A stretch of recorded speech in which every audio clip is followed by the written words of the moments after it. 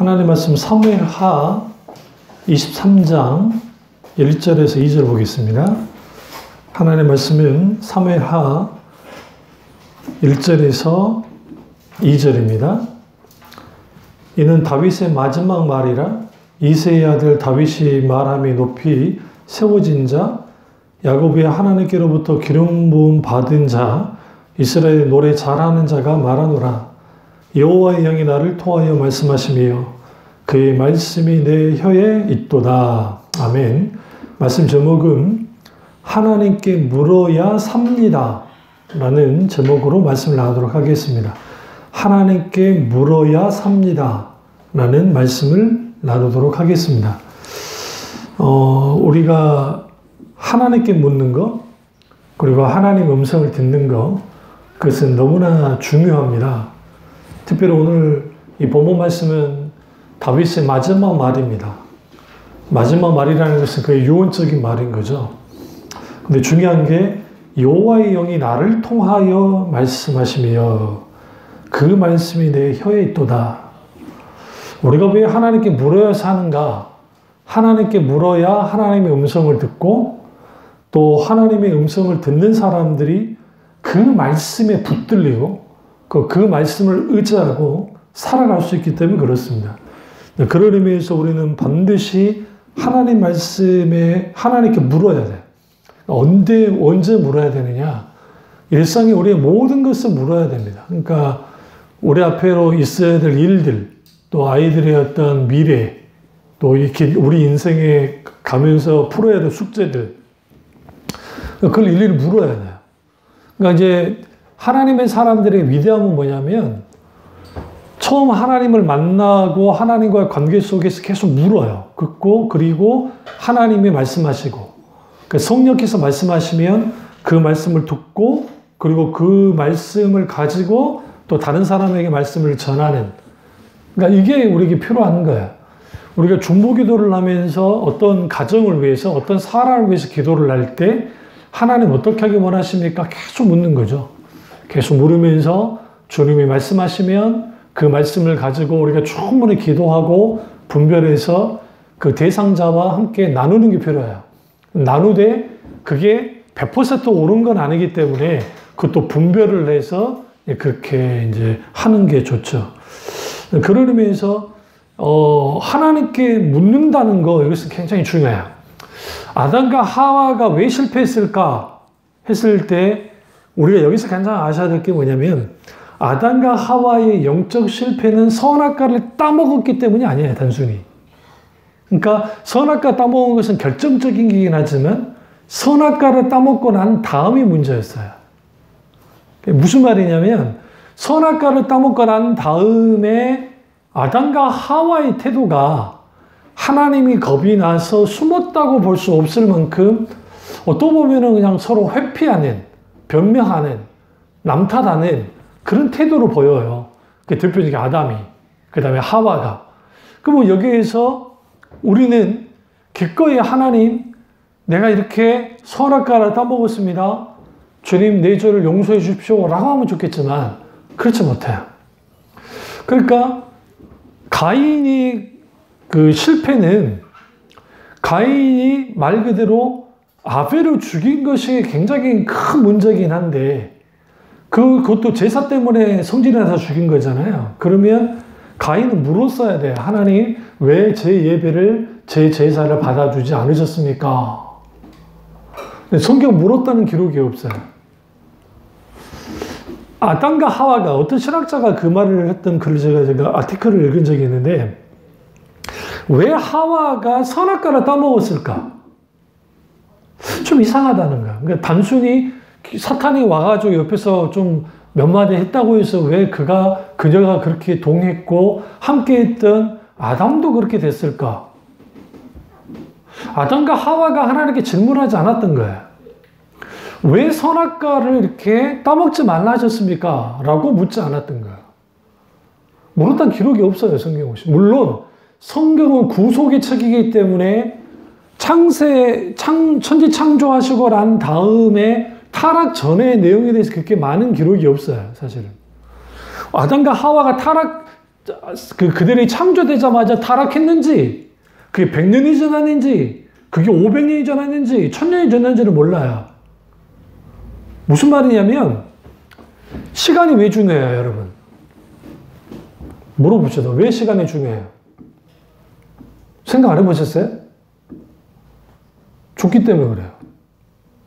만약에 생각해보세요. 우리가 예전에 하이랜드라고 하는 영화가 있어요.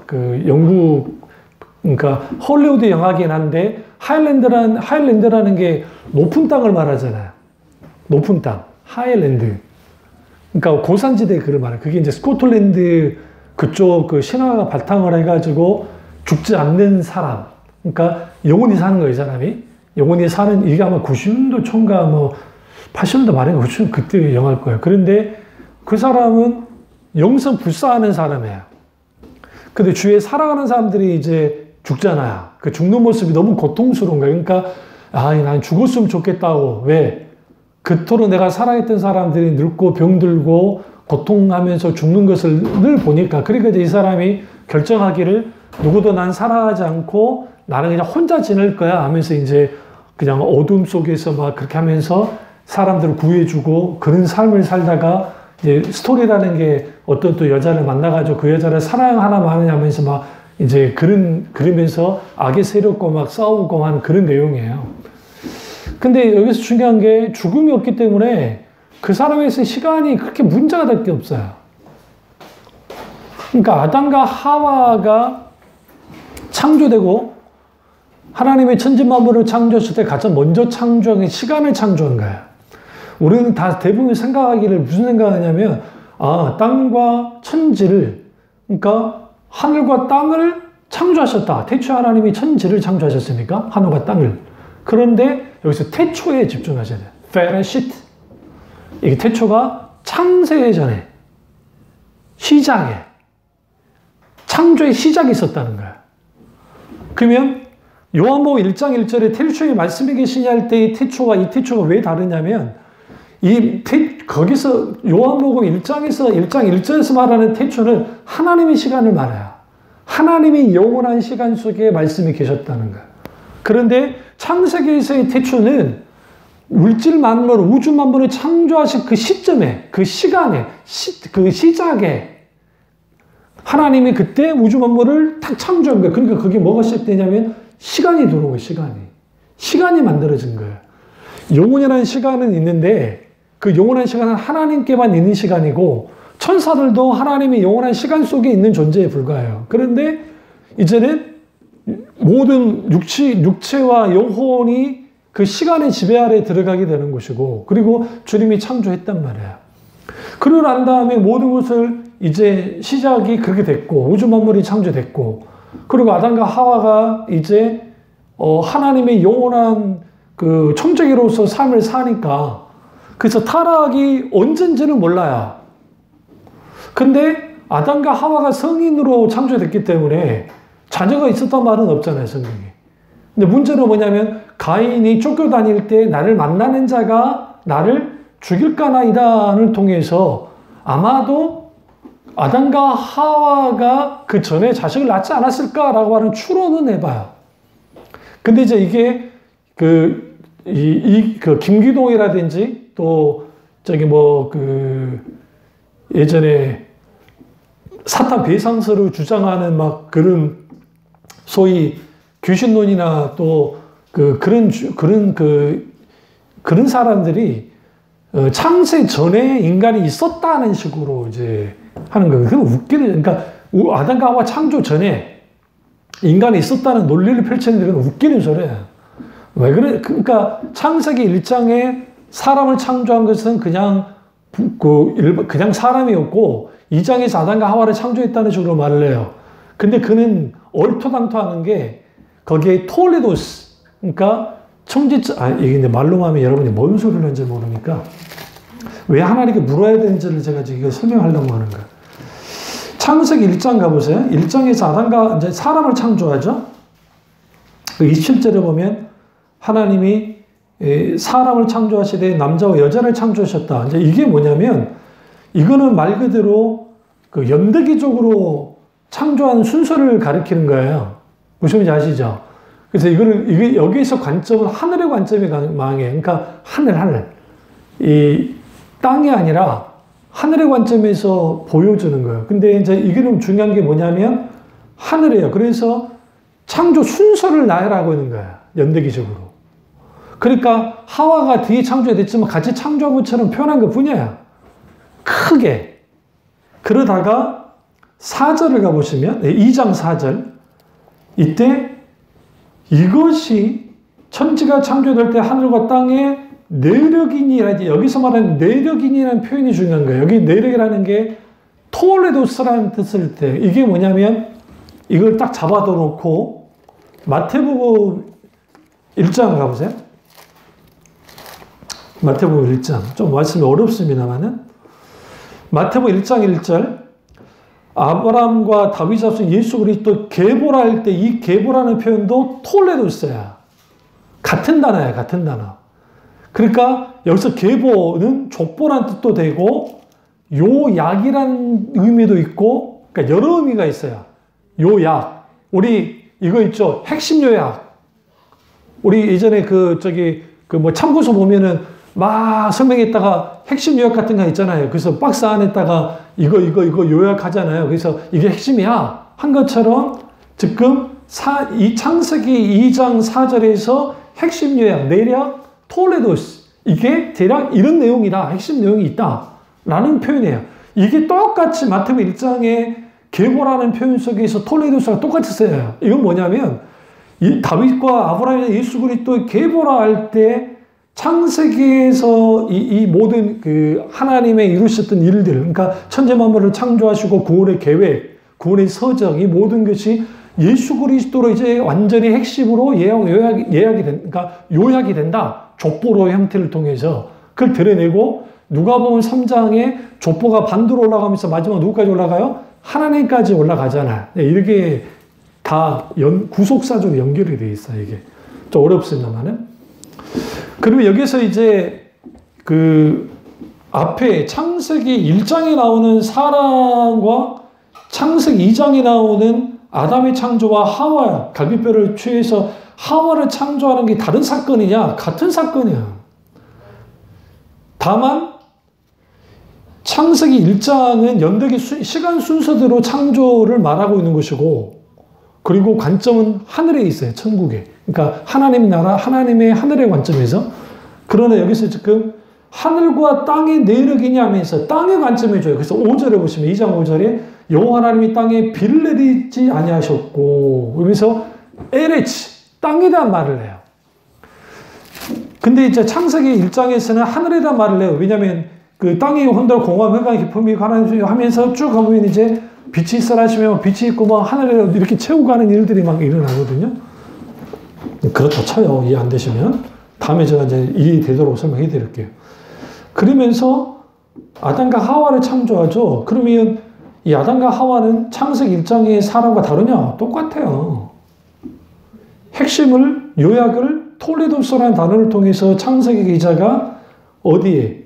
아담과 하와의 모두 포커스를 맞추는 거. 그리고 선악을 알게 하는 나무를 먹지 마라 하면서 누구에게 말하느냐면 아담에게 말하고 하와는 들은 적이 없어요. 하나님께 직접. 여기에서 문제가 생겼다고 주장하는 신학자들이 있어요. 하와는 직접 하나님께 듣지 않고 아담으로부터 들었기 때문에 선악과 따먹지 말라는 말은 안 하고 있었어요. 그러면 이 말씀 드리려고 해요. 왜 하나님께 물어야 사냐면 사탄이 말로 공격해 들어오면서 따먹지 말라 하시다니 막 대화 나누잖아요. 그때 하나님께 물었어야 돼요. 하나님, 저 뱀이 선악과를 따먹으라는데 이거 따먹을까요 말까요? 이거 어떻게 해야 됩니까? 제가 아담한테 들었을 때는 따먹으면 정령 죽으리라 말씀하셨는데 어떻게 된 겁니까? 라고 묻기만 했었어도 인류의 역사는 완전히 달라졌어요. 오늘날 신앙의 성패가 어디서 갈려지냐면 하나님께 묻느냐 묻지 않느냐예요. 우리는 항상 물어야 돼요. 다윗의 위대함이 거기 있는 게 오늘 본문에 있는 다윗의 위대함이 사무엘하 23장 3절에서 12절까지 쭉 가보면 이게 마지막 그의 유언의 말이 나오는데 그 유언의 말이 이 다윗이 그냥 자기가 만들어낸 말이 아니라 하나님과의 친밀한 교제 속에서 하나님의 음성을 듣는 것을 바탕으로 나온 마지막 말이에요. 그래서 그 3절을 보시면 사무엘하 23장 3절 이스라엘 하나님이 말씀하시며 이스라엘 반석이 내게 이르시기를 사람을 공의로 다스리는 자 하나님을 경외함으로 다스리는 자여. 주님이 지금 뭐라고 있어요? 하나님이 내게 말씀하셨다. 이스라엘 반석이 내게 이르셨다. 하나님의 영이 나를 통하여 말씀하셨다.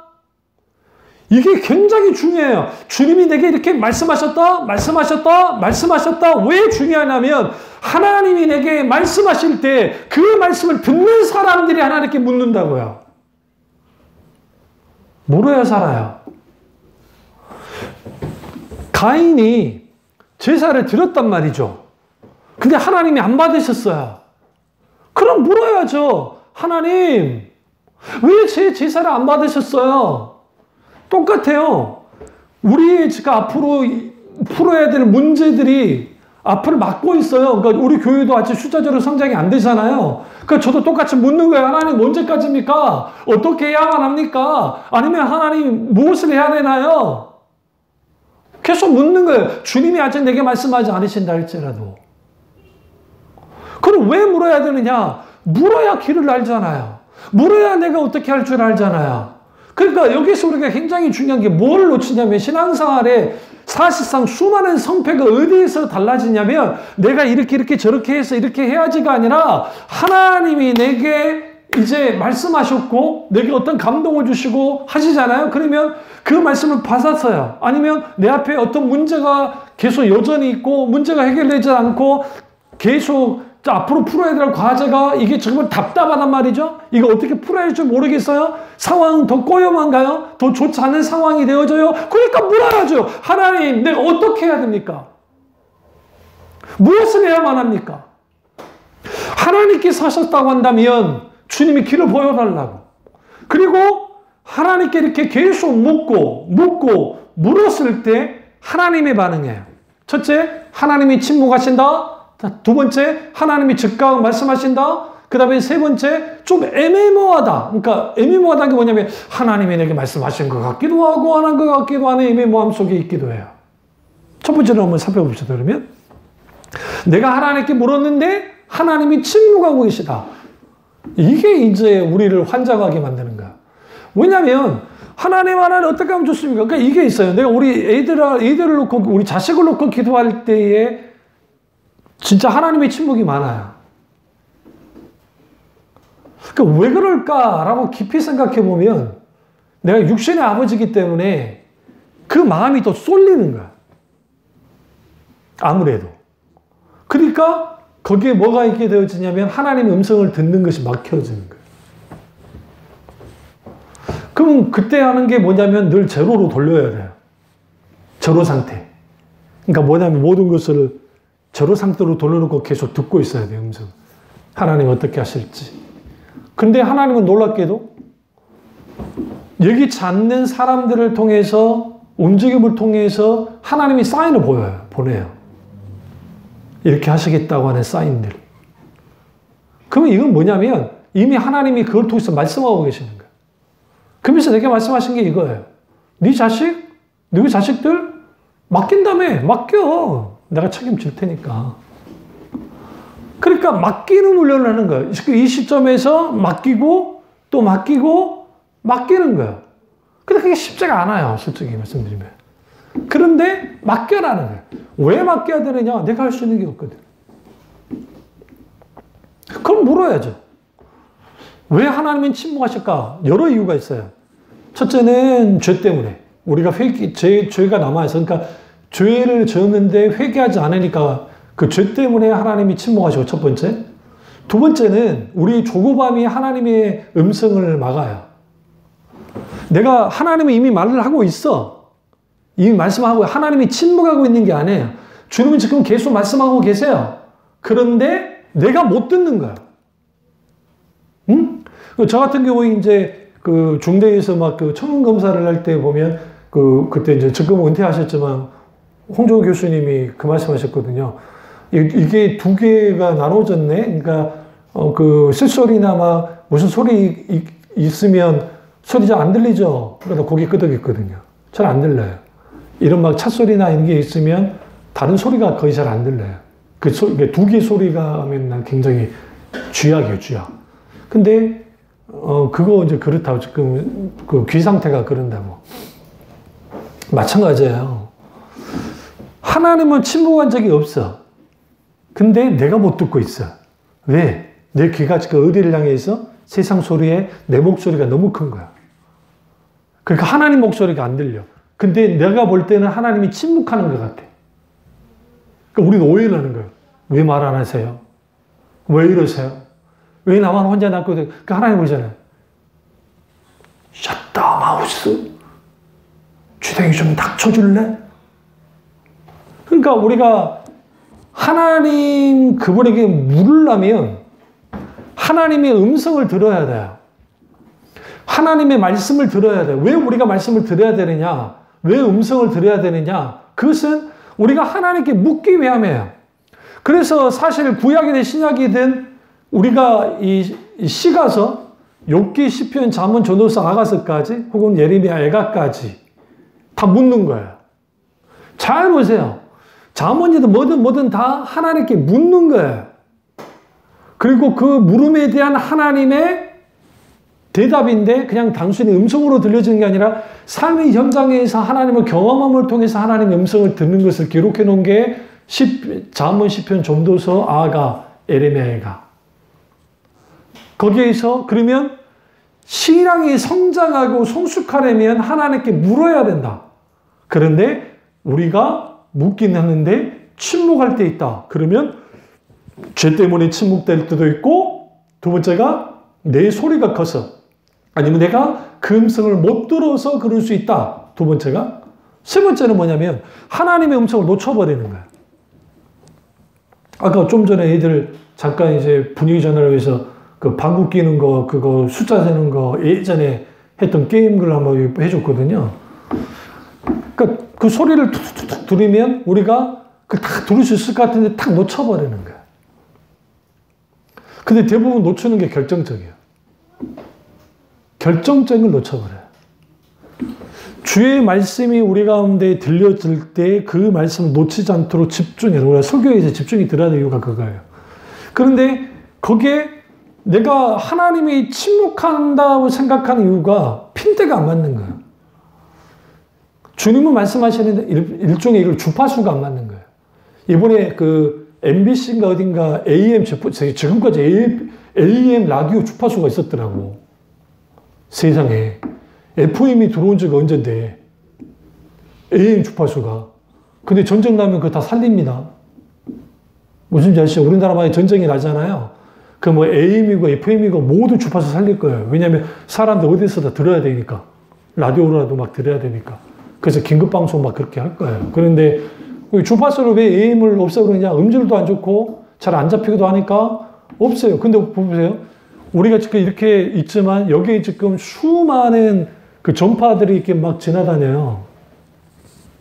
우리는 모르는 것 뿐이지.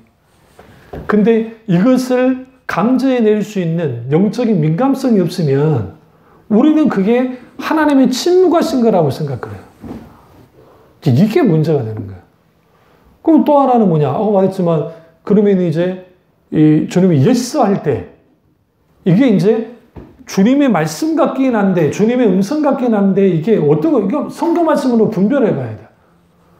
그러니까 우리가 어떤 영적인 감동이 막 강렬하다고 해서 하나님이 주신 것이고, 덜 강렬하니까 하나님이 안 주는 것이고, 그렇지는 않아요. 이것에 대한 열매를 어떻게 할 수 있냐면, 하나님의 그 말씀과 믿음의 순종으로 분별해 봐야 돼요. 이게 굉장히 중요해요. 거기에서 뭐가 있게 되어지냐면 하나님의 음성을 듣는 게 되어지고, 이제 문제는 긴가민가한 게 문제인 거예요. 이게 뭔지를 모르겠어. 도대체. 어쨌든 이게 하나님 음성 같기도 하고 어쨌든 하나님의 음성이 아닌 것 같기도 하는 이게 애매모함 속에 있어요. 그것 때문에 고민할 이유가 하나도 없어. 제가 늘 말씀드리지만 그 역대 목사님들, 모든 목사님들 하는 말, 첫 번째 떠오르는 거, 그것이 하나님의 음성이다. 근데 내가 그토록 싫어하는 거 하라 할 때, 죄 지는 거 말고. 죄 지는 거 말고 싫어하는 거 하라, 그게 대부분의 하나님의 음성이에요. 그게. 그러니까 우리가 쉽지 않은 거예요. 그러면 하나님께 물어야 된다. 왜? 그래야 산다.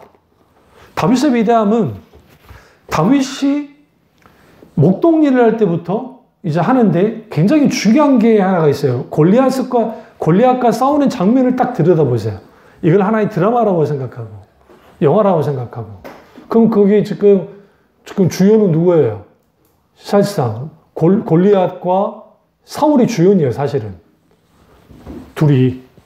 왜냐면 다윗이 등장하기 전까지는 둘이 주연이라고요. 그래서 막 둘이서 이제 막 하면서 막 블레셋 군대와 이스라엘 군대가 싸우는데 이 형세를 우리는 좀 오해하면 안 되는 게 블레셋은 10몇만 명을 끌고 그러니까 거의 10몇만 명 이상을 끌고 와서 전면전을 하고 왔는데도 불구하고 이스라엘이 버티고 있는 상황이에요. 그러니까 우리가 사울을 무시하면 안 되는 게 사울이 선전을 하고 있는 거예요, 지금 이게. 이 상황이라는 게. 왜 선전을 하고 있는 것이냐? 굳이 골리앗이 나와가지고 하나님 욕할 필요가 없잖아요. 그냥 닥치는 대로 죽여버리고 막 해버리면 되는데 버티는 거야. 누가? 이스라엘 군대가. 이런 상황이에요. 그걸 이해하고 이 상황을 좀 들여다볼 필요가 있어요. 그러니까 우리는 마치 헐리우드 영화나 그런 걸 잘못 영향을 받아가지고 블레셋이 나와가지고 난리를 치니까 이스라엘 군대가 지금 계속 밀려가지고 겁을 먹고 덜덜덜 떨고 있는 그런만의 상황은 아니에요. 그건 아니고 수비는 아주 잘하고 있어. 수비는. 그러니까 여러분이 뭘 안 읽어서는데 그냐면 삼국지를 읽어보지 않았으니까 그래요. 그러니까 삼국지나 저는 뭐 삼국지보다는 춘추, 뭐 열국기, 뭐 춘추를 읽고 막 그러다 보면 거기 전쟁 양상에서 싸우다 보면 이렇게 나와서 막 싸움을 걸 때는 팽팽할 때 싸움을 거는 거예요. 여러분 생각해보세요. 일방적인데 굳이 나와가지고 골리앗이 하나님 욕할 필요 없어. 그냥 쓸어버리면 되니까. 그 상황에서 사울이 선전은 하고 있었단 말이에요. 그러니까 지금 둘이가 지금 주인공으로서 하고 있고 더 주인공은 골리앗이에요. 이 빌런이 나와가지고 난리를 치고 있어. 이 악당 녀석이. 그 상황에서 에아라가 온 거죠. 와서 그가 떠오른 게 뭐였어요? 이 장면이. 성경 보세요. 제가 목동상을 했던 장면이에요. 이걸 플래시백이라고 하는데 과거 회상을 하는 거예요. 영화라 생각하잖아요. 어떻게?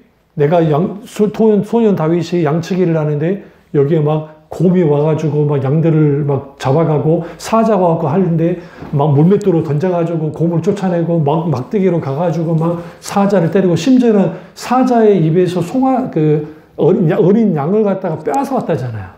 사자가 지금 막 그러고 있는데 얼마나 위험한 상황이에요. 그런데도 불구하고 했다는 거예요. 그런데 그 모두가 누구를 위해서 하나님이 나와 함께 하심을 했다는 말을 사울에게 해요. 후에 보면. 하나님이. 그러면서 저깟 짐승맛도 못한 놈 저게 뭐 별겁니까? 라고 그러죠. 나와요, 다윗이. 그것을 형이 들어요, 형이. 그 말을 형이 듣는다고요. 사울 막사에서 나오니까 형이 엄청나게 화를 내요. 혼을 내요. 화뿐만 아니라 혼까지 내요. 밑가진 놈이 뭔데 왕 앞에서 그따위 말을 하고 너 새끼 빨리 집에 가라고 막 어떻게 해요. 다윗이 안 가요. 그럼 그 형이 사무엘로부터 기름 부음 받은 걸 알아요? 몰라요? 알지. 자기 눈앞에서 기름 부음 받은 것을 봤는데 근데 다윗은 인정하지 않았어요. 여기서 굉장히 중요한 게 있어요. 성경에는 그 순간에 다윗이 전쟁 때 골리앗과 둘이 딱 섰을 때 나는 만군의 여호와 이름으로 선다라고 딱 했을 때 여기에 그가 하나님께 기도했다 뭐 찾았다 말은 없지만 그러나 이 담대함은 뭐로부터 왔냐면 그는 늘 하나님의 음성을 듣고 하나님께 계속 물었던 사람이에요. 그에게 있어서는 이 장면이 지금 자기가 목동 일을 하면서 했던 장면과 다를 게 하나도 없어. 다른 게 있다면 군인들하고 그 앞에 있는 지금 진수맛도 못한 저 골리앗이에요. 골리앗이 클까요? 곰이 클까요? 곰이 커요. 곰이 이렇게 일어나잖아요. 그러면 3m 50. 저기 막 북극에 있는 곰들 하면 뭐 4m 이상 돼요. 말이 3m 50이지. 여러분 여기 2m 좀 더 되죠. 엄청나게 큰 거예요. 이렇게 뭐 팔까지 뻗으면. 골리앗이 아무리 커도 그게 뭐 4m가 되겠어요. 5m가 되겠어요. 그럼 그 앞에 서서 그가 물맷돌을 던져서 기절을 시키고 골리앗의 칼을 빼서 목을 잘라버리잖아요. 그럼 여기에서 우리는 뭘 알 수 있냐면 신앙의 담대함은 그리고 우리 앞에 있는 여러 난관을 이겨나가는 것은 일상 삶 속에서 하나님을 경험하는 거예요. 그러니까 어떤 하나님을 경험하는 거냐면 나와 함께 하신 하나님. 그러니까 내가 하나님께 묻고 하나님 내게 말씀하시고 하나님께 묻고 하나님 말씀하시고 하는 이러한 일상적인 친밀한 관계를 갖는 그 관계를 갖는 신앙을 갖고 있는 사람들이 하나님께 물어요. 그러면 왕 앞에서 말할 때 내가 나가겠습니다 할 때는 객기가 아니에요. 하나님이 나가라고 하는 그런 분명하게 그런 감동이 있었을 것이고 그런 담대함이 그게 부어졌기 때문에 간 거예요. 그리고 너는 단창으로 너는 갑옷과 이런 단창으로 나는 만군의 여호와의 이름으로 나왔다고 하면서 그가 싸우잖아요. 여기서 중요한 게 있어요. 제가 늘 하나님과의 관계가 중요하다, 관계 중심의 신앙이 돼야 된다라고 하는데 관계에서 가장 중요한 것은 관계의 질이에요, 질. 하나님과 관계를 갖는 게 중요한 게 아니에요. 근데 이 관계가 어떤 질을 갖고 있느냐, 어떤 관계의 질을 갖고 있느냐. 여기서 말하는 관계의 질이라는 게 뭐냐면 이거죠. 하나님 그분의 사랑과 권위와 이런 것을 분명하게 내가 인정하고 받아들이는 깊고도 깊은 사랑의 관계, 그 관계의 질만큼 항상 하나님께 묻고 하나님 그분의 음성을 듣고 그분과 계속 대화를 나누면서 한 걸음 한 걸음 삶을 살아나가요. 그러니까 그렇게 한 걸음 한 걸음 살아나가기 때문에 인간에게 우리가 살다 보면 여러 위기가 닥치고 여러 장벽이 맞고 때로는 평탄하게 잘 될 때도 있지만 힘들 때도 있고 이게 왔다 갔다 한단 말이에요. 근데 그때마다 하나님과 친밀한 교제 속에서 그렇게 말씀하시죠. 그러니까 주님이 주의 영이 나를 통해서 말씀하시며 하나님 말씀이 이스라엘 반석이 내게 이르시기를 사람을 공의로 다스리는 자 하나님을 경외함으로 다스리는 자여 하나님이 나를 인정하는 너는 공의로 다스리는 자야. 내가 너 인정해. 내가 너 사랑해. 그러면서 하나님은 계속 그에게 다윗에게 하셨던 말씀에 대하여 그가 말하는 거예요. 그가 하는 일들, 그가 사역, 그가 했던 모든 것들에 대하여. 그렇다고 한다면 왜 우리가 하나님께 물어야 사는가? 그것은 우리가 하나님께 묻지 않고서는 우리가 잘못 내디딜 수 있어요, 발을. 그래서 물어야 돼요. 그리고 단순히 왜 물어야 되는가? 하나님과 대화를 나누기 위해서도 있고, 또 우리도 모르는 사이에 여러 상황이, 우리는 바로 앞에만 보지만 하나님은 모든 걸 보고 움직이세요. 그렇게 인도해요. 그러니까 우리가 가고자 하는 길과 하나님이 가고자 하는 길이 달라요. 다르게 보일 뿐이에요. 그러니까 물어야죠. 왜 여호수아가 기브온 족속들이 거짓 분장하라고 멀리서 온 것처럼 해서 왔을 때 왜 거기서 받아들여지는가? 여호수아와 이스라엘 전체가 하나님께 묻지는 않았어요. 굉장히 중요해요. 또 하나, 여리고를 무너뜨렸을 때에 하나님이 말씀하신 명령대로 그대로 따라 행하고 일어났어요. 아이성 전투에는 묻지는 않았어요. 하나님께. 올라갈 겁니까 말 겁니까? 여러분 댁에 가셔서 그 사무엘 상이라 그때 다윗을 전쟁하는 기사를 쭉 보세요. 보면은 다윗이 꼭 이 말을 해요. 하나님 올라갈 겁니까 말 겁니까? 가야 합니까 말아야 됩니까? 올라가라. 내가 너에게 붙였느니라. 기꺼이 올라가요. 더 중요한 게 있어요. 자기 군대가 숫자가 적어도 올라가요. 준비가 안 돼도 올라가요. 하나님 말씀하셨으니까. 준비가 잘 돼도 올라가요. 그러면서 뭐라고 하냐. 항상 주께 묻더라고 나와요. 항상 주님께 물었다. 대부분의 사람들 어디서 많이 무너지냐면 이 정도는 내 생각으로 하면 돼. 그것도 맞기는 해요. 그런데 적어도 우리는 하나님께 즉각 화살기도처럼 물어야 돼. 하나님 이거 맞나요? 하나님 어떻게 해야죠? 무엇을 하기 원하십니까? 사사시대 때 베냐민 깡패 녀석들이 레위의 첩을 건드리고 죽잖아요. 그러니까 11토막을 놔가지고 이스라엘 전체로 보내죠. 그러고 난 다음에 이스라엘 족속들이 몰려와서 베냐민과 전쟁을 할 때 그들이 싸우다 지니까 하나님께 그제서야 묻잖아요. 생각해보세요. 저희들끼리 막 싸웠다가 지니까 그제서야 하나님께 울면서 하나님 어떻게 해야 됩니까? 올라가라! 근데 또 져요. 좀 이상하지 않으세요? 하나님 올라가라! 근데 또 져요. 올라가라! 또 져요. 왜 그랬다고 생각하세요? 여러분 생각에.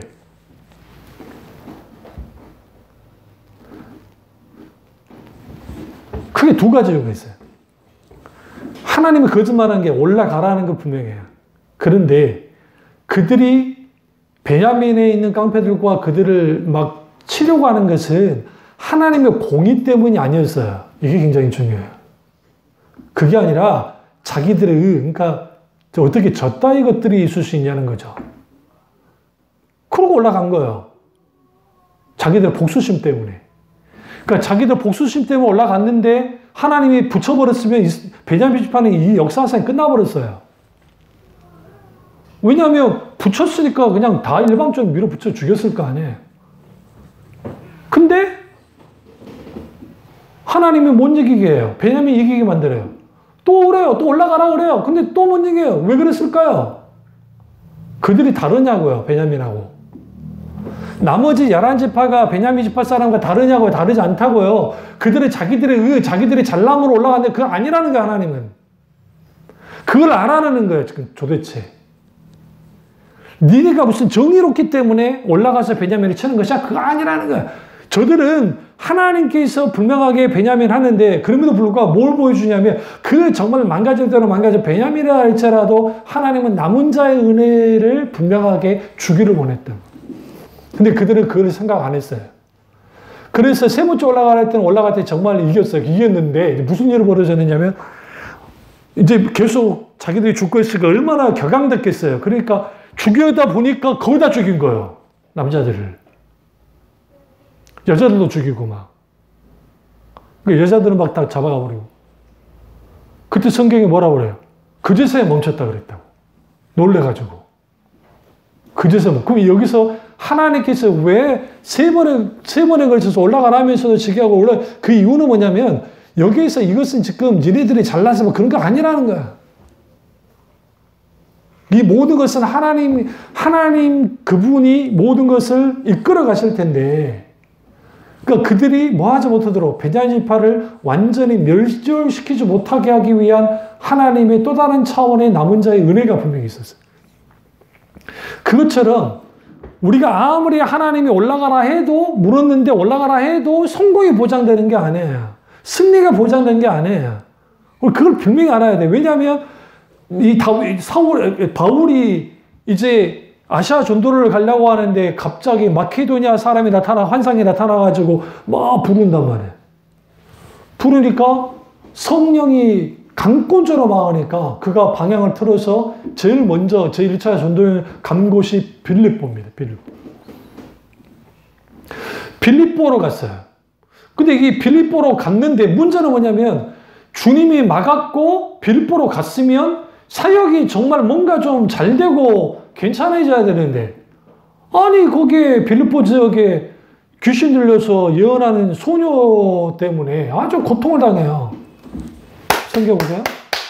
그러면 거기서 뭘 하냐면 고통을 당하니까 이게 너무 고통스러우니까 쫓아냈다가 귀신을 무슨 대놓고 쫓아내는 게 아니라 그랬더니 그 귀신 들려서 예언한 애가 그 애를 통해서 돈을 버는 놈들이 화가 나니까 몰매를 때리고 막 하면서 감옥에 쳐넣어버렸다고요. 그 이 상황 어떻게 생각해요? 아니 전도하러 갔다. 그것도 아시아도 아니고 유럽에 이제 빌립보로 들어갔는데 세상에 그 일을 당했네? 근데 하나님은 절대로 들어갈 수 없는 복음, 그러니까 어떻게 지하 감옥에 복음이 들어가겠어요. 근데 지하 감옥의 간수장이 빌립보 감옥에 갇혀있는 바울과 실라가 2차 전쟁 때 막 저기 찬양을 하고 하니까 이제 막 열리잖아요. 열리고 이제 거기에 다시 살아나는 그 가족이 예수께 돌아오는 그런 놀라운 기적의 역사가 나타나요. 그러니까 우리 여기에서 우리는 분명하게 뭐를 알 수 있냐면 이 하나님이 우리에게 말씀하신다. 그런데 그 하나님 음성이 들려지지 않는 것은 저 때문이고 또 하나는 아까 말씀드렸지만 하나님의 침묵, 그 침묵이 여러 이유가 있는데 그것은 결국은 우리가 영적인 들을 귀가 없어서 그럴 수도 있고 하나님이 말씀하고 있는데 세상 귀가 커서도 그럴 수도 있고 정말 하나님이 침묵하실 때가 있어요. 그때는 우리를 훈련시키려고. 우리를 다루기 위해서. 그러니까 하나님이 다루실 때는 침묵해요. 그래서 성경에는 하나님의 침묵기가 많이 나와요. 그게 아브라함과 그러니까 요셉 이후에 한 400년간의, 약 400년간의 하나님의 침묵. 그 다음에 우리가 잘 아는 이 말라기 선지자와 세례요한 사이에 400년 동안의 하나님의 침묵. 그 침묵기가 있단 말이에요. 그리고 이걸 또 이 표현을 의해서 하나님의 은둔이라는 표현을 써요. 그러니까 하나님이 숨어버려요. 그러니까 하나님이 숨는 것 같은 상태. 그 상태에서는 우리는 뭘 해야 되냐면 하나님의 음성을 하나님께 물으면서 계속 기다려야 돼. 그게 필요해. 그러니까 나를 훈련하고 다루게 있어도 침묵하시지만 내 죄 때문에도 하나님이 침묵하기도 하고 세상 소리가 커서 하나님이 침묵하는 것이라고 착각할 수도 있고 그 다음에 영적으로 민감하지 못해서 하나님 음성을 알아채지 못하는 거예요. 영적으로 민감하지 못하다는 말은 무슨 말이냐면 너무 사소하니까 너무 지나가 버리는데 그렇지는 않아요. 이걸 집어낼 수 있는 게 필요해요. 그게 뭐냐면 하나님의 말씀의 풍요로움 속에서, 풍성함 속에서 이걸 갖고 있어야 돼. 영적으로 깨어서. 그러면 우리가 하나님께 물어야 산다라는 것은 뭐냐면 베드로가 그래서 실제적으로 그런 사람인 거야. 그러니까 베드로는 이해 안 되면 늘 주님께 물었어요. 질문을 던져요, 계속. 그러니까 예수님, 이 비유가 이해가 안 돼요. 10분은 비유가. 제자들 와서 계속 묻잖아요. 이 비유 어떤 내용입니까? 무슨, 예수님이 혼도 내시기도 하고, 야, 니는 이거 안 되냐? 그러니까 니고데모가 와가지고, 니고데모의 위대함이 뭐냐면 물었기 때문에 그가 산 거예요. 니고데모가 어떤 사람이냐면, 산헤드린 공회의 회원. 그럼 올라가면 국회의원이에요. 국회의원. 그리고 또 하나는 종교적인 국회의원이라 생각하면 돼요. 그리고 두 번째는 그는 바리새인이었고 그는 율법사였어요. 그러니까 선생이 랍비였다고요. 랍비였던 사람이 어떻게 세상에 저녁에 예수님을 보러 왔네? 이제 많은 사람들이 뭐 저녁에 보러 왔다고 하니까 뭐 그가 랍비라는 신분을 숨기기 위해서 했다. 그거보다는 아니요. 오히려 그렇게 이해하면 안 돼요. 대부분 설교를 그렇게 하는데 오히려 메시아의 이 밤늦게 왔다는 표현이 그 메시아의 임하심, 그러니까 마지막 종말과 관련된 그런 의미가 함축되었다고 해석하는 분도 있어요. 어쨌든 뭐 여러 이유가 있겠죠. 뭐 본인의 피했다 어쨌든. 근데 분명한 것은 뭐냐면 물었어요. 어떻게 하면 영생을 얻을 수 있습니까? 아니 유대 종교에서 선생이 구하는데 그걸 모르겠지. 교리로 모르겠어요. 그러니까 예수님이 대놓고 타박하잖아요. 네가 선생이라는 자는 네가 큰 랍비라고 일컬어졌는데 그것도 모르냐. 사람이 물과 성령으로 거듭나지 않으면 하나님 나라에 들어갈 수 없느냐. 여기서 말하는 하나님 나라는 말 그대로 천국을 말해요. 죽어서 가는 천국. 그러니까 이렇게 말해야죠. 어떻게 사람이 엄마 뱃속으로 다시 들어가고 다시 나올 수 있습니까? 그러니까 이제 사람으로는 할 수 없으되 성령으로 가능하다면서 진짜 엄마 뱃속에 들어가서 나오는 게 아니라 성령으로 이 born again 다시 태어난 자 위로부터 다시 태어난 자만이 하나님 나라에 들어갈 수 있는 그래서 성령으로 중상한 자만이 하나님 나라에 들어간다라고 말해요. 뭐였죠? 물었기 때문에. 중요한 것은 뭐냐면 묻되 어떻게 묻냐가 중요해. 어떤 태도로. 다른 율법사들과 바리새인들은 사두개인들은 예수님의 흠을 잡기 위해서 물었어요. 여기 문제가 된 거야. 왜? 예수님을 죽이는 목적이니까 예수님을. 그런데 니고데모나 예수님의 제자들이나 그리고 예수님께 나와서 질문을 던졌던 사람들은 하나같이 그들은 원하는 게 뭐였냐면 예수로부터 진리의 말씀이 그들에게 있기를 원했고 그들이 어떻게 살아가야 될지 내가 어떻게 주님의 뜻대로 살아가며 그리고 어떻게 승리하는 삶을 자유하는 삶을 살지에 대해서 물었던 거예요. 그래서 우리는 날마다 주님께 물어야 돼요. 내 처지가 한탄스럽고 힘들고 어렵고 내가 내 자신이 불쌍할 정도로 땅에 떨어져 있으면 하나님 이 불쌍한 나의 영혼 내가 어떻게 하기 원합니까? 무엇을 해야만 합니까? 누군가를 놓고 중보기도를 할 때도 마찬가지야. 하나님 저 가정이 저러고 있는데 하나님 어떻게 하기 원하시고 주님 어떻게 하면 좋을까요? 내가 하나님이 이 부분에 대해서 정말 하나님께서 말씀해 달라고. 그래야 살아요. 우리 자녀들을 놓고도 하나님께 물어야 돼. 하나님께 물어야 돼. 하나님 어떻게 하기 원하십니까? 우리 아이들을 하나님께 이렇게 기도로 계속 가지고 나아가면 내 자녀들을 향한 하나님의 뜻이 비춰지는 거예요. 그래서 신학에 보면 하나님의 질문, 성경 예전에 이런 설교도 했었어요. 하나님의 질문. 하나님이 가장 먼저 질문했던 경우가 있어요. 아담아 어디 있느냐였어요. 아담아 어디 있느냐. 성경 자세히 보세요. 아브라함아. 하나님 부르시죠. 응? 모세야. 지금 네가 여기 선 곳은 거룩한 곳이냐. 호렙산에서 그 다음에 모리아산에서 아담과 하와가 선악과를 따먹고 숨었을 때 아담아 하면서 하나님의 이름을 부르고 봤다. 그러면서 우리가 하나님을 향한 질문과 그리고 하나님의 질문, 그러니까 우리가 하나님께 하는 질문과 하나님이 우리에게 하는 질문, 이 내용이 잘 드러나는 게 욥기서예요. 욥기서 3장 이후부터 그들만의 자기들끼리 막 하나님 이런 분야 떠들어요. 그러니까 38장에 갑자기 폭풍과에 하나님 나타나가지고 하나님이 질문을 던져요. 욥에게. 그래서 하는 말이 뭐냐면 너 악어 만들 때 너 있었니? 내가 하마 창조할 때 너 있었냐? 하늘에 땅을 만들 때 있었냐? 없었어? 없었지. 본 적이 없으니까. 그럼 하나님이 할 말을 못하게 하려고 그 말씀을 던진 게 아니에요. 그건 오해하면 안 돼요. 그게 아니라 욥이 자기가 고난을 당했을 때에 하나님께 묻지 않았어요. 성경 자세히 보세요. 자기들끼리만 토의하고 자기들끼리만 그러고 있었지 하나님 이 고난이 어떤 의미가 있고 이 고난의 이유가 무엇입니까? 라고 기꺼이 묻질 않았다고요. 이런 분들이 있더라고요. 우리가 힘들고 어려울 때 이거예요. 이 말씀 끝내겠습니다. 우리 박영수 목사님한테 이제 질문을 던질 때 박영수 목사님이 늘 이렇게 말해요. 당신도 고난 당할 때 그냥 견뎌라. 그리고 이제 부목사님이 이제 막 댓글들이 올라올 거 아니에요. 그러니까 우리 목사님은 다 좋은데 견디라는 게 힘들어 죽겠다고.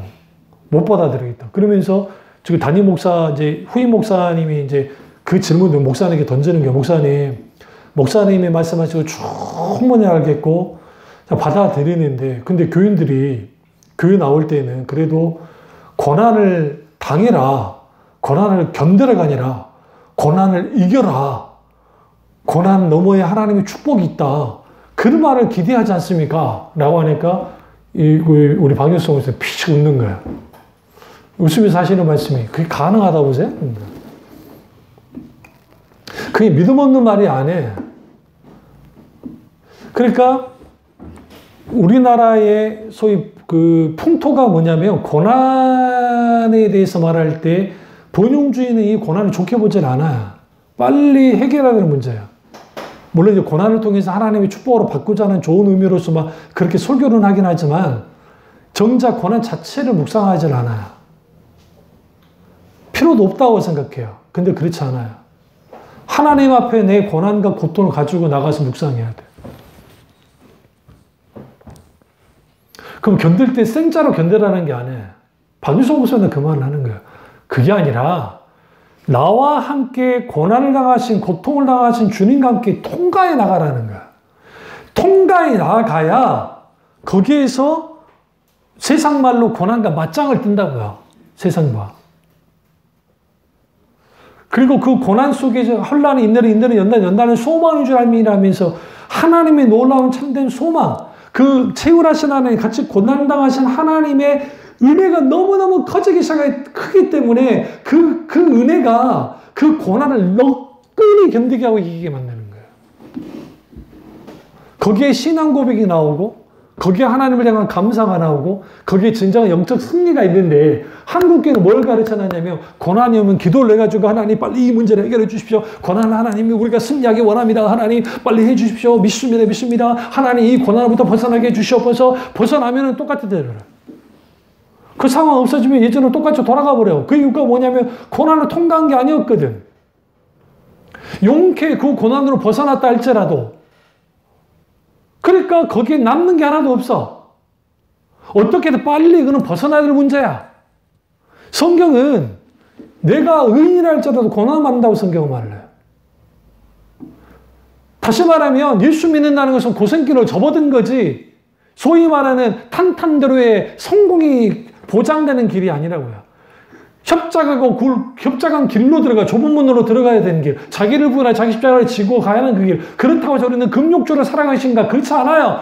기꺼이 같이 고난당하시는 하나님을 우리의 가정에 힘들고 어려움, 나 자신의 어떤 연약함, 기다 거기에서 우리가 하나님을 깊이 묵상할 때 그거 질문을 던지는 거야. 하나님 나는 언제까지 이렇게 돼야 되고 나는 왜 이렇게 힘들어야 되고 내가 무엇을 해야 됩니까? 그게 시편에 나오는 탄원의 기도가 아닙니까? 계속 묻잖아요, 하나님께. 어떻게 해야 돼, 하나님?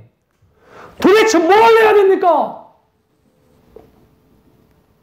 근데 그 시편 기자들의 밑바탕에는 하나님에 대한 전적인 신뢰가 밑바탕에 깔려 있기 때문에 하나님을 대적하여 나가는 게 아니에요, 그게. 근데 질문을 던지는 거겠죠. 예레미야 애가를 보시면서 제가 펑펑 울었었는데 예레미야 애가를 딱 가보면 예레미야에서의 성격이 확 달라져요. 그리고 내 의사 교수님이 히브리어 원전으로 예레미야 애가서를 울다가 목 놓아 울었다는 거예요. 그 말씀이 있는데 내가 선지자라면 이러한 애가를 할 수 있을까? 지금 내 눈앞에 여자들이 겁탈을 당하고 남자들이 칼베임을 당하고 종에 대해서 끌려가고 임산부의 배를 갈라서 애들 둘 다 죽이는 그런 처참한 일들이 보이고 있는데 하나님의 국률이 돼요. 하나님의 국률이 돼요. 그렇게 하지 마세요. 그럼 주무시는 거야, 그러면. 그렇게 되어지면 거기에 뭐가 있게 되어지냐? 하나님의 이거예요. 아침마다 새롭고 늘 새로우니 주의 성심이 큽니다. 성실하신 주님. 이 말씀 구절에 예레미야 애가에 있어요. 아침마다 새롭고 늘 새로우니 주의 성실하심이 크려소이다. 여러분 그런 상황에서 아침마다 새롭고 늘 새로우신 성실하신 주님이라고 고백할 수 있어요? 그 상황에서? 아니지. 하나님이 있다고 하실 겁니까? 라고 하는 게 맞지. 하나님, 우리 하나님이시다며. 우리의 보호자라며요. 우리의 구원자라며요. 근데 왜 우리는 이렇게 고통을 당해야 됩니까? 근데 아침마다 새롭고 늘 새로우신 성실하신 주님. 근데 뭐라고 그래요? 주님의 인자는 너무 큽니다. 이게 왜 가능한 줄 아세요? 하나님은 계속 찾은 거예요. 하나님께 계속 묻는 거예요. 하박국이 하나님께 물었기 때문에 그의 의문이 풀린 거예요. 그래서 우리가 상상할 수 없는 감사를 한 거예요, 하나님께. 무화과나무 잎이 마르고 포도나무가 없으며 감람나무에 솥이 없을지라 난 여호와를 인하여 기뻐하고 기뻐하리로다. 이런 감사가 왜 나올 수밖에 없었느냐? 하나님을 묻고 묻되. 그래서 하나님의 사람들은 하나님께 물어야 살아요. 단순히 내 앞길을 가는 방향을 알려달라고 물으면서도 그렇게도 살지만 하나님의 본심을 알아야 살아요. 왜? 주님이 말씀하신 하나님이시니까. 그 음성을 들었을 때 우리는 분명하게 알게 됩니다. 아, 우리 하나님이 이런 뜻을 갖고 있었어요. 나를 내버려 두지 않는구나. 이 말씀, 이 찬양을 끝내죠. 나 외롭지 않네. 나 두렵지 않네. 주님 맘에 늘 계시네. 험한 골짜기라도 이런 사막이라도 난 부족함 없다네. 나를 인도하며 나를 지키시며 나와 함께 하시는 주님. 나 외롭지 않네. 나 두렵지 않네. 주님 맘에 늘 계시네. 왜 우리가 이런 찬양이 왜 나왔다고 생각하세요? 외롭습니까? 지쳤습니까? 그러니까 하나님께 물어야 돼. 하나님, 나는 정말 애곡하듯이 하나님께 묻고 나는 왜 이렇게 다릅니까? 라고 하나님 계속 묻고 나갈 때 하나님의 음성이 들려집니다. 13년 동안 다윗이 광야에 도망자로 살아야 되는 사실을 아셔야 되고, 그때 그가 겪었던 것은 사울이라는 인간에게도 체했지만 400명의 정말 깡패 집단들 그들을 이끌면서 얼마나 속을 썩였겠어요. 잘 생각해 보세요. 그래서 어떤 신학자가 그 말을 했어요. 다윗의 진정한 훈련은 사울이 아니라 그 깡패 집단 400명이었다는 거예요. 그들과 어울리면서 하는데 얼마나 힘들었겠어요. 에? 왕의 부마가. 그리고 왕이 됐죠. 무브보셋이 압살롬에서 도망칠 때 욕을 하고 저주를 할 때 다윗 견디는 힘이 어디 있다고 생각하세요? 그거예요. 도망자로 살면서 하나님이 거기서 한 거야. 그럼 그가 뭐였겠어요? 그 엔게디 사막에 숨었는데 정말 우리 한번 꼭 가야 돼. 진짜 거기에는 물도 있어요. 폭포도 있어요. 사막인데도 폭포도 있고. 근데 엔게디 골짜기 가안에 동굴에 숨었는데 딱 나오면요. 어떤 상황이냐면 지형이 이렇게 위에가 이렇게 막 사막처럼 돼 있다가 푹 꺼져요. 여기 밑에가 물도 있고 여기 동굴도 있어요. 그 사람이 이렇게 딱 나오잖아요. 그러면 여기 막 폭포가 있고 하고 위쪽은 다 사막이에요. 그러니까 일반 평평한 땅인데 안으로 들어가 있는 거죠. 거기서 딱 보면 뭐밖에 안 보여? 별. 반짝반짝하는 별이 그 안으로 쏟아지듯이 막 그거를 누가 보고 있어요? 다윗이 보고 있는 거예요. 그러면서 다윗의 시편을 보세요. 하늘의 하늘도 찬양하며 하늘의 물도 찬양할지어다. 온 땅의 만물들아 찬양할지어다. 오주 만물의 별들도 하나님께 춤을 추며 찬양할지어다 하면서 하죠. 그게 왜 나왔다 생각해요? 거기서 그런 거예요. 하나님을 찾은 거예요. 계속. 그래서 우리는 찾아야 돼. 찾고 찾아야 돼. 하나님. 아니면 질문 안 줘도 돼. 그냥 하나님 하면 돼. 아버지. 그 속에서 하나님이 우리에게 대답하실 때 우리가 살 수 있습니다. 하나님께 묻고 또 묻는 교도 되시길 주님으로 축원합니다. 기도하겠습니다. 기도하실 때 오늘 이 말씀이 나의 말씀이자 옳은 말씀 되기를 잠깐 기도하겠습니다. 사랑의 주님 역사주 우리와 함께